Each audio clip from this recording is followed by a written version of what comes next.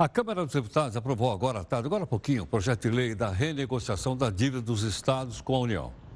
Sob pressão dos servidores públicos e da resistência da oposição, o texto foi flexibilizado e quase perdeu praticamente todas as contrapartidas. Mas, como se sabe, o ministro da Fazenda, Henrique Meirelles, trabalhou contra a aprovação desses termos. Os estados terão suas dívidas com a União alongadas, com a redução do pagamento de parcelas até 2018. Em troca, não poderão elevar as despesas acima da inflação pelo mesmo período. Replicando a emenda constitucional, aquela PEC dos gastos, que a gente inclusive explicou aqui para você. A maioria das contrapartidas de todos os estados já tinha saído e o governo queria regras mais duras para o controle de gastos com o pessoal e também limitar o crescimento dos salários. Mas na Câmara foi vencido. Agora veja o seguinte, vencido na Câmara não quer dizer necessariamente que vencido na batalha. Né? O nosso comentarista de política, Ricardo Couto, está aqui conosco. Boa noite, Couto, tudo bem? Boa noite, Heródoto. Boa noite a todos. Bom, e aí? Quer dizer que então agora tudo bem? Os estados vão ter grana à vontade e tudo mais? O Henrique Meirelles vai abrir o cofre lá ou não? Como é que está tudo bem, não. Não. A última palavra vai ser do Henrique Meirelles. Agora à noite, o Ministério da Fazenda soltou uma nota e deixou isso muito claro. Durante o dia, teve mais uma vez muita discussão então, e formaram mais um acordão. Agora tudo é acordão, né? Para tirar as contrapartidas. O que é isso? É o que os estados têm que fazer para poder alongar a dívida, dar um prazo para pagar a dívida e tal. E eles não querem, né? A Câmara não aprovou, por quê? Porque isso mexe com o funcionalismo público. No centro da discussão, de todas as discussões, na Câmara, que nós vimos na Assembleia do Rio, houve problema também na Assembleia em Goiás, é sempre a questão do serviço público. Porque eles não querem assumir o compromisso de não dar aumento, né? De não fazer... Ou seja, de enfrentar os seus funcionários públicos estaduais, é isso? Essa é a questão central. Essa é a questão central. Até estava comentando com os amigos à tarde que nós estamos vivendo numa república corporativa do Brasil. Mas o nome não é República Federativa? Era. Mas virou. Hoje em dia, pelo que a gente vê, e não é de hoje isso, não. Isso vem de longe, como dizia o Leonel Brizola, vem de longe, né?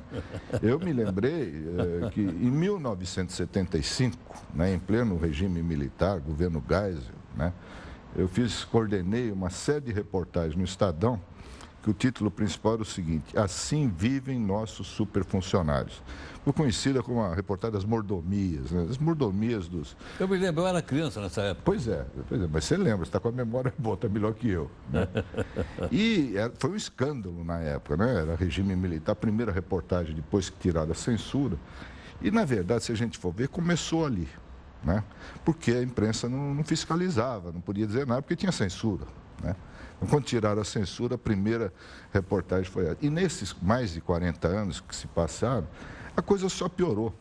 Os salários aumentaram, eu até anotei aqui para não esquecer, os salários aumentaram, as mordomias aumentaram, o poder aumentou. Não é aquilo que a gente chama carinhosamente de penduricalhos? Penduricalhos. Na época era mordomias, agora penduricalhos. O salário não passa, mas aí vem aquela série de coisas. Tudo, auxílio moradia, tem até auxílio funeral, auxílio paletó, tudo que você possa imaginar. E isso pega os três poderes nas três esferas de poder. Né? Ninguém escapa. O que você acabou de falar aqui da Câmara dos Vereadores é um belo exemplo que aconteceu hoje. Né? No apagar das luzes, parecia que já não estava fazendo mais nada, eles foram lá e aumentaram o salário deles. Pois é. Agora, Couto, a gente precisa entender o seguinte: será que tem dinheiro, tem grana para poder bancar tudo isso? Não, aonde é que o pessoal vai buscar o dinheiro? Esse é o problema. Essa é a grande briga. Não tem lugar nenhum. Não tem na União, não tem nos estados, não tem nos municípios. Estão todos atrasando salários, parcelando o 13º. O dado concreto é o seguinte: os salários aumentaram muito do funcionalismo, os privilégios, os penduricalhos, toda essa tralha, né? E o fato concreto é que a União quebrou, os estados quebraram, os municípios estão quebrados. A grana acabou. Ainda não puseram isso na cabeça. Quase toda semana você noticia aqui que deram aumento para mais alguém. Sempre do funcionalismo público, né? Eles vão lá, pressionam a Câmara e o Senado. Nós vimos semana passada a pressão que os juízes, magistrados fizeram para não acabar com os supersalários, né? Exatamente. E realmente continuam em vigor. Bom, Salários de mais de 100 mil. Você mostrou isso aqui segunda-feira. Agora, você acha que o governo Temer está suficientemente forte para enfrentar isso ou não? Não. Não está? Ele não está. A pinguela não está tão A forte? pinguela está balançando. Balançando. Balançando. Eu acho que do jeito que as coisas vão, ele vai ter que lutar muito para chegar até o carnaval. Até o carnaval? É verdade que agora vai ter uma paradeira aí, eu vi hoje no jornal, que além do Congresso, né, e do Judiciário entrarem em recesso, né, só voltam em fevereiro, também a Lava Jato vai dar uma parada. O juiz Sérgio Moro, né, informou hoje, vai tirar um mês de férias. É tempo que eles não tiram férias e tal. E a Lava Jato só volta no dia 20 de janeiro. Quer dizer, aí tem uma brecha, né, alguns dias aí para tomar um fôlego, para o governo e para todos os denunciados na Operação Lava Jato. Mas e o pessoal que está no xilindró? Vai tomar fôlego dentro da cadeia, pô? Eles vão ter mais tempo para tomar sol, né? Porque tem banho de sol. Vão ter mais tempo, vão ficar todos queimadinhos, o Sérgio Cabral vai pegar uma cor. Para quem está preso é um problema. Né? Mas eu acho que aí, eu não, como você costuma dizer, eu sou leigo no assunto, né? Sempre pode ter um recurso dos advogados e tem plantão no judiciário. Tem um ministro lá, geralmente é o Gilmar Mendes, né? Nessas horas ele aparece lá, dá uma liminar e tal, né? Então não é que para tudo, né? Há situações de emergência que podem ser atendidas. Tá bom. Bom, quer dizer que então a última palavra... Só não vai ter no Congresso. Eu anotei aqui... Última palavra. A última palavra vai ser do Ministério da Fazenda. E daquilo que foi aprovado já está. Deixaram bem claro, eu vou só ler aqui rapidamente. O Ministério da Fazenda avisou que, apesar da aprovação do projeto na Câmara, sem contrapartidas, né, que são os compromissos para o ajuste fiscal, os estados que apresentarem medidas para reequilibrar a situação financeira, que não fizerem isso, não vão ter direito ao parcelamento, à prorrogação da dívida, né? E disse textualmente, compete ao Ministério da Fazenda a análise e recomendação para aprovação final do presidente da República. Quer dizer, se eles não aprovarem, não vale nada. Quer dizer, essa goleada hoje, 96-12, fica sem efeito. E o conflito continua e promete mais confusão.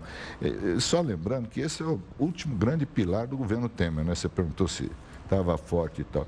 É a relação com o Congresso. Todo o pronunciamento dele, todo o discurso, todo o balanço que ele faz, parece que vai fazer mais um essa semana, ele destaca isso, as vitórias no Congresso. Essa situação agora ficou abalada a partir de hoje. Ok, bom, falamos daqui a pouquinho aqui no portal. Tem um assunto bom para a gente falar. Tem, qual é o assunto? No intervalo. No intervalo, não percam.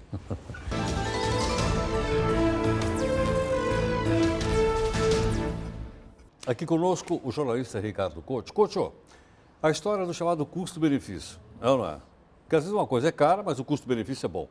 Qual é o exemplo de custo-benefício que você tem? Sabe qual é o melhor investimento hoje em dia, a melhor relação custo-benefício, se tiver uma grande para investir, é a corrupção. Corrupção?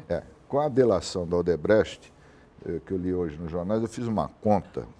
Dá uma olhada aqui, eu vou ler porque são alguns números, né? Nem o tráfico de drogas dá tanto lucro.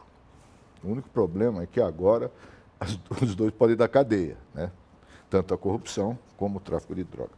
Mas a relação custo-benefício é melhor no campo da corrupção.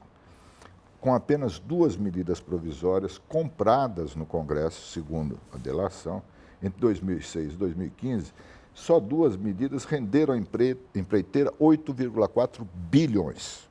8,4 bilhões? E quanto é que eles distribuíram de propina? Aí é que está. Eles distribuíram uma gorjetinha de 16 milhões aos políticos corrompidos. Aí eu fiz a conta, esse valor que deram de propina corresponde a apenas 0,2% do faturamento. Quer dizer, eles gastaram apenas 0,2% do total. E faturaram 8 bi. Quer dizer, além de tudo, os nossos políticos se venderam barato. Né? Exatamente. Rendeu menos do que a caderneta. Eles vão descobrir que dá para ganhar mais, mas precisa tomar cuidado, porque dá cadeia.